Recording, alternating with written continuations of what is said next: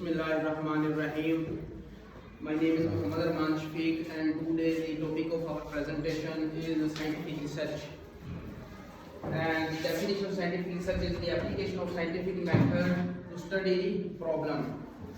First of all इसमें हमने scientific जो रिसर्च होती है इसमें हमने एक प्रॉब्लम को डिटेक्ट करना होता है, उसको मज़ीद उसको इन्हांस करने के लिए हम मज़ीद उस पर रिसर्च करते हैं. As the name indicate research mean research, यानी कि जो पहले रिसर्च हो चुकी है हमने उसको मज़ीद इन्हांस करने के लिए मज़ीद सर्च करनी है.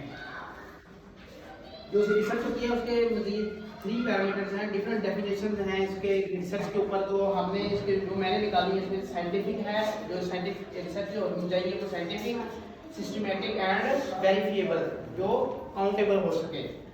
तो फर्स्ट ऑफ ऑल जो रिसर्च है उसके हमें पता होना चाहिए उसके मकासद कौन कौन से हैं. तो ऑब्जेक्टिव हैं जो रिसर्च के, first of all we find out the hidden truth.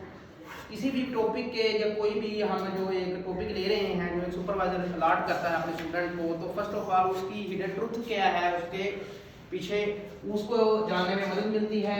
Filling the gap of knowledge, उसको मजीद जब हम रिसर्च करेंगे तो जो नॉलेज होगा वो मजीद इन्हांस हो जाएगा इससे. और डेवलपमेंट ऑफ थ्योरी, हम जब रिसर्च अपनी कंप्लीट कर लेंगे उसके जो एंड कंक्लूजन होगा उस वक्त हम एक थ्योरी भी एंड पे डेवलप करेंगे जो मजीद आने वाले जो स्टूडेंट्स होंगे उनको हेल्प आउट करेगी. और जनरलाइज द प्रिंसिपल्स, जब कंक्लूजन निकल आएगा तो जो हम प्रिंसिपल्स उस हमने बनाए होंगे उस रिसर्च को कंप्लीट करने के लिए वो मजीद हेल्प आउट करेंगे कि हमने साइंटिफिक रिसर्च को किस तरह लेकर आगे चलना है. अब इसके बाद कैरेक्टरिस्टिक्स हैं, जो मकासद क्या है हमारी रिसर्च के. कोई भी प्रॉब्लम जब आ रही होती है तो उसको खत्म करने के लिए हमें रिसर्च करते हैं. तो फर्स्ट ऑफ ऑल हमने जो प्रॉब्लम को सबसे पहले जानना है, फिर हमने उसका सोल्यूशन ऑफ प्रॉब्लम, हमने प्रॉब्लम का जो है वो सोल्यूशन तलाश करना है. उसके लिए हमें बेस्ड ऑन ऑब्जर्वेबल एक्सपेरिमेंट्स, हमने उससे जो पहले एक्सपेरिमेंट्स हो चुके हैं उनको पढ़ना होगा और उनको अपने एक्सपेरिमेंट्स के साथ शेयर करना होगा. उसके बाद है ऑब्जर्वेशन करनी होगी, हमें डाटा गैदरिंग करनी होगी. जो डाटा है वो डिफरेंट आर्टिकल्स जो उस टॉपिक से पहले पब्लिश हुए होंगे हमने उनको अच्छी तरीके से पढ़ना है और उसको अपनी जो हमारी जो स्टडी है उसके साथ उसको कंपेयर करना है, उसका एनालिसिस करना है डाटा को. और इसके लिए हमें एक्सपर्ट्स, जो हमारे सुपरवाइजर होते हैं वो हमारे एक्सपर्ट होते हैं, वो हमें हर स्टेप पे हमारी मदद करते हैं, हमें गाइडलाइंस देते हैं एज अ लीडर.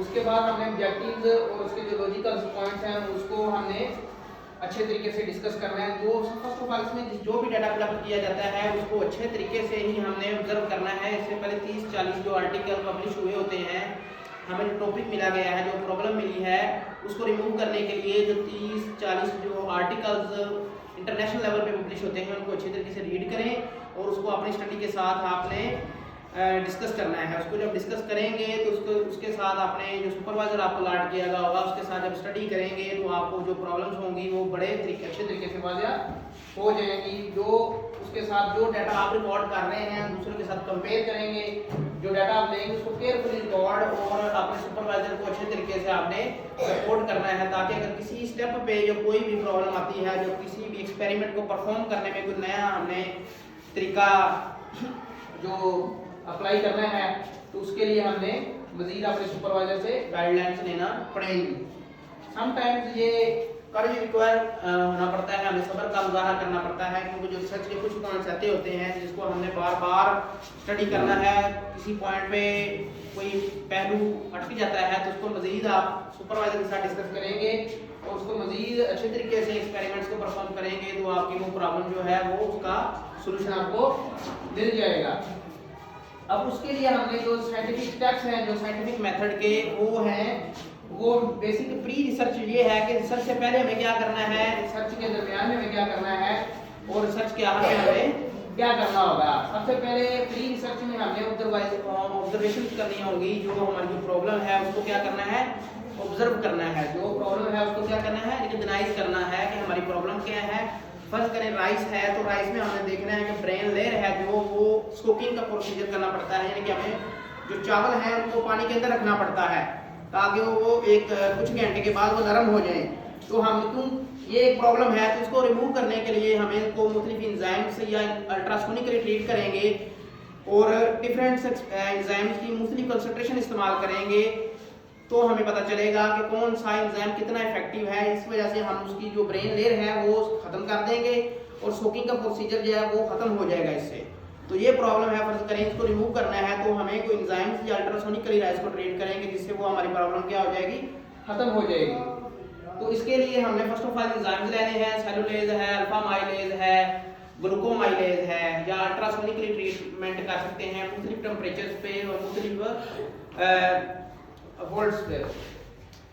तो फर्स्ट ऑफ ऑल जब आप ट्रीट करेंगे उसके बाद during procedure of formulation of hypothesis, उसके बाद कलेक्टिंग ऑफ डाटा है। कलेक्टिंग ऑफ डाटा में हमने ये करेंगे मुख्तलिफ जो रिसर्च हुई होंगी उनको अपने डाटा के साथ कंपेयर करेंगे, ठीक है। और जो अपने एक्सपेरिमेंट से जो एंजाइम्स की कंसंट्रेशंस होंगी उनको जो राइस है उनकी डिफरेंट कंसंट्रेशन के साथ मुख्तलिफ टेम्परेचर के साथ हम जब ट्रीट करेंगे तो हमें पता चल जाएगा कि ब्रेन लेयर जो राइस की हमने रिमूव करने की जो प्रॉब्लम आ रही थी, कौन सा एंजाइम कितनी कंसंट्रेशन पे कितना ज़्यादा इफेक्टिव है, ठीक है। जब वो इफेक्टिव होगा तो हमें पता चल जाएगा, सबके साथ कंपेयर करेंगे डिफरेंट एंजाइम के साथ और अल्ट्रासोनिक जो हमने ट्रीट किया होगा उससे हमें पता चल जाएगा कि ये राइस को हम जो ट्रीट किया है ये वाला एंजाइम जो मोस्ट इफेक्टिव है और इस पे इतनी कॉस्ट आती है, जितनी कॉस्ट कम होगी वो हम इंडस्ट्रीज को आगे बताएंगे कि अगर आप अल्फा माइलेज कंसंट्रेशन को इस्तेमाल करेंगे राइस के साथ ट्रीट करके तो वो ब्रेन लेयर जो है वो रिमूव हो जाएगी और सोकिंग का जो प्रोसीजर है वो हम खत्म कर सकेंगे।